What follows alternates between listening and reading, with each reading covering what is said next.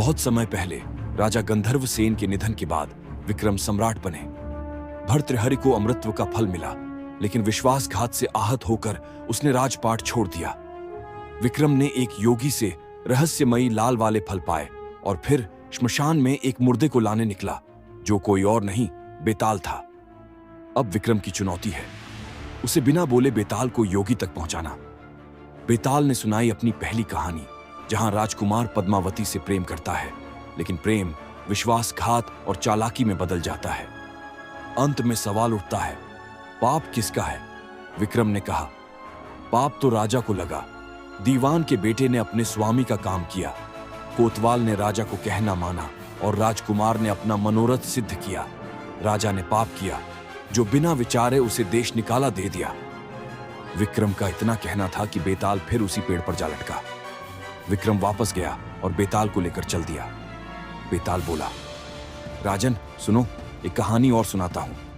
यह है सनातन कथा, जहां हर कहानी आपको जोड़ती है धर्म, दर्शन और आत्मा से।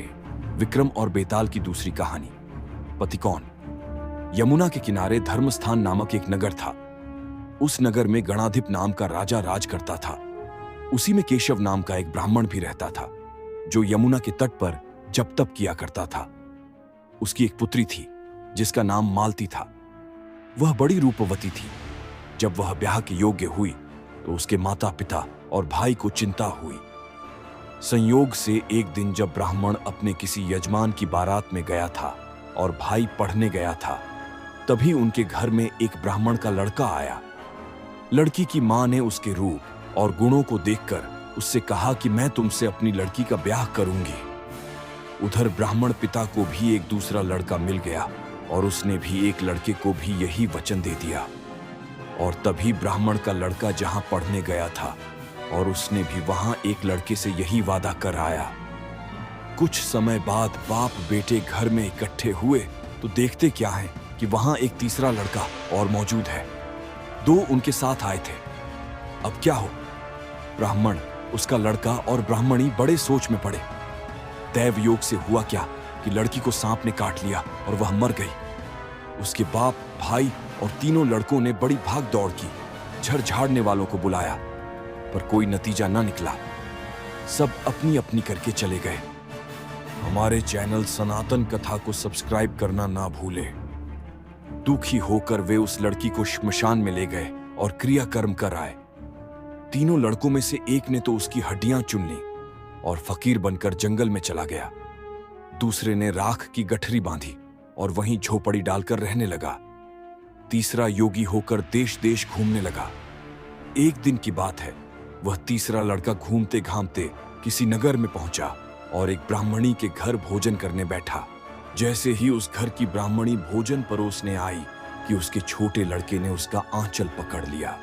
जब ब्राह्मणी अपना आंचल उससे नहीं छूटा पाई तो ब्राह्मणी को बड़ा गुस्सा आया। उसने अपने लड़के को बहुत मारा पीटा, फिर भी वह न माना तो ब्राह्मणी ने उसे उठाकर जलते चूल्हे में पटक दिया। लड़का जलकर राख हो गया। ब्राह्मण बिना भोजन किए ही उठ खड़ा हुआ। घर वालों ने बहुत कहा, पर वह भोजन करने के लिए राजी न हुआ। उसने कहा, जिस घर में ऐसी राक्षसी रहती हो, मैं वहां भोजन नहीं कर सकता। इतना सुनकर ब्राह्मणी का आदमी भीतर गया और संजीवनी विद्या की पोथी लाकर एक मंत्र पढ़ा। जलकर राख हो चुका लड़का फिर से जीवित हो गया। हमारे चैनल सनातन कथा को सब्सक्राइब करना ना भूले। यह देखकर ब्राह्मण सोचने लगा कि अगर यह पोथी मेरे हाथ पड़ जाए तो मैं भी उस लड़की को फिर से जिंदा कर सकता हूं। इसके बाद उसने भोजन किया और वहीं ठहर गया। जब रात को सब खा पीकर सो गए तो वह ब्राह्मण चुपचाप वह पोथी लेकर चल दिया। जिस स्थान पर उस लड़की को जलाया गया था, वहां जाकर उसने देखा कि दूसरे लड़के वहां बैठे बातें कर रहे हैं। इस ब्राह्मण के यह कहने पर कि उसे संजीवनी विद्या की पोथी मिल गई है और वह मंत्र पढ़कर लड़की को जिंदा कर सकता है, उन दोनों ने हड्डियां और राख निकाली। ब्राह्मण ने जैसे ही मंत्र पढ़ा, वह लड़की जी उठी। अब तीनों उसके पीछे आपस में झगड़ने लगे।